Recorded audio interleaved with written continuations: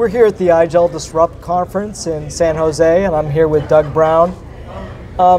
We spoke with you last year in Austin. Can you tell us a little bit about what you've been doing since then? And I know you've been growing the IGEL community huge, so. Yeah, so first of all, thanks for the video last year. I really enjoyed that.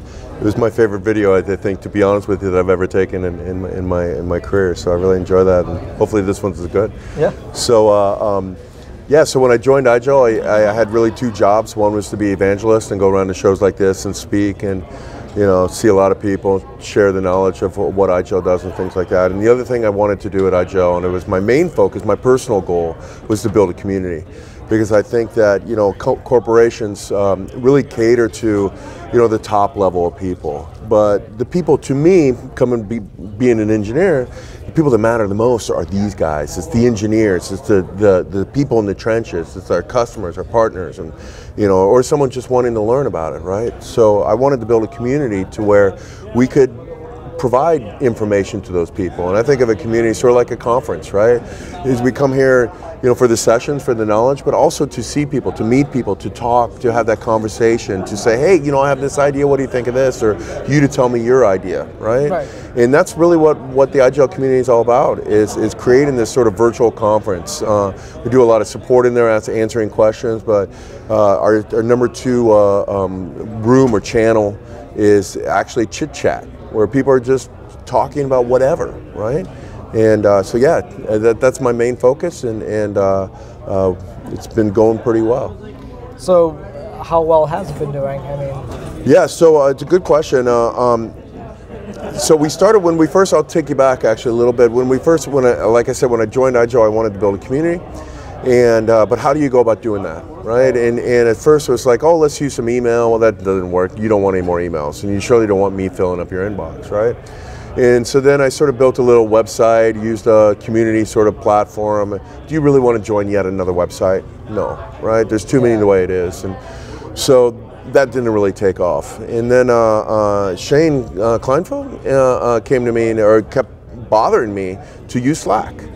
And finally, over Christmas of 2017, I had some downtime, and I said, okay, I'm going to build the community in Slack. Sure. And started inviting some of the guys I knew, threw it out on Twitter. They invited some of the people they knew, and within just a couple weeks, we had a few hundred people.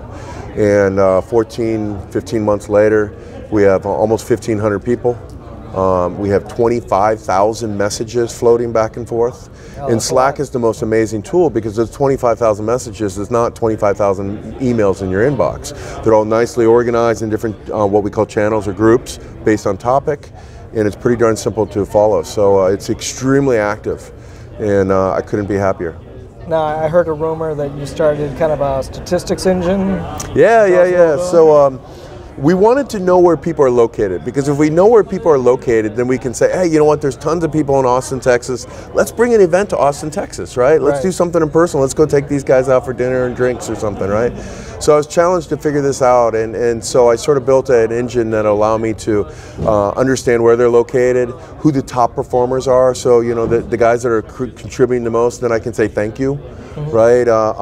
Topics that are the most important, the groups that are most important, so that we can give them more love or less love, or never give less love, right? But, to start understanding the health of the community. The statistics is only for me, and I do share it with my boss, I guess, just to show him, the great things that we're doing in the community. But it really helps me gauge to understand the health and to position things properly to give better resources for these guys. If they're consuming a lot of information about ICG or Cloud Gateway, hey, let's give them more information about this because they want it. If they're not, then maybe we're doing something wrong there, right? So it was a lot of fun, and it went from telling them where it was located to 18 pages of cool stats that basically I care about and nobody else. So how would you gauge what would be successful for you in the next, where do you want it to go in the next 6 months or so? Yeah, that's a really good question. The first year, the goal was sort of, let's get 1,000 users, because people bring people, right? And but the number of people should never be the goal. What you want are people that are getting something from it, that are engaged, and maybe not even contributing, but maybe they're just pulling. Maybe they're a lurker that's reading what other people are posting, but this helps them solve a problem, right?